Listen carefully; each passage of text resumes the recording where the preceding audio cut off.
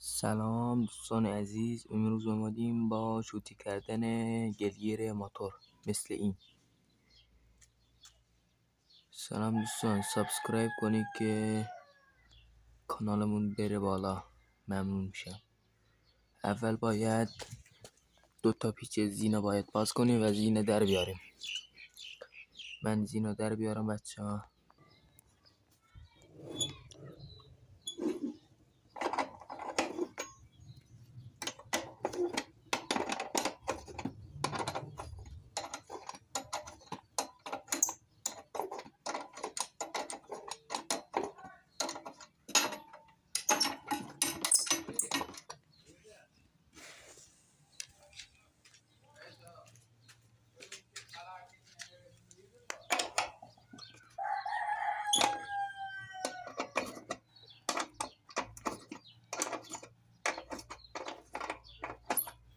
دوستان لایک کنید، کامنت بذارید، بهتر کنید که ما هم دیده بشیم.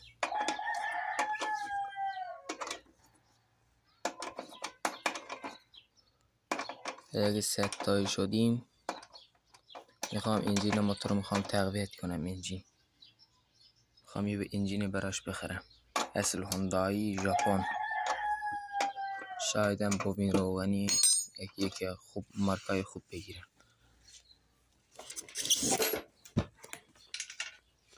زینه که در آوردیم، بعد اینکه زینه در آوردیم مثلا ببینید دوستان، من قبلا واشر گذاشتم، ببین مثل این همه ارتباط خوب میشه. شما اگه میخواید مثل این شوتی بشید، پیچ اینو باید مثلا پیچ این گلگیر رو باید باز کنید و از اینجاست پیچ این گلگیر باید باز کنید و در بیارید و توی اون یه دونه مهره هست، توی این پیچ یکم بهش ببندید با واشر مثل همین و واشر باید اینجا گیر کنه دیگه نیاد پایین. این برای که من از اینجا یه پیچ بلند رد کردم. ببین باید مثل این باشه. ببین یه رو خوبی میده موتور و میتونید یه چیز دیگه هم کنید. باید این 2 پیچ باز کنید، بعد زیر گلگیر باید 3-4 واشر باید بذارید، بعد خود این میاد بالا، خود گلگیر میاد بالا.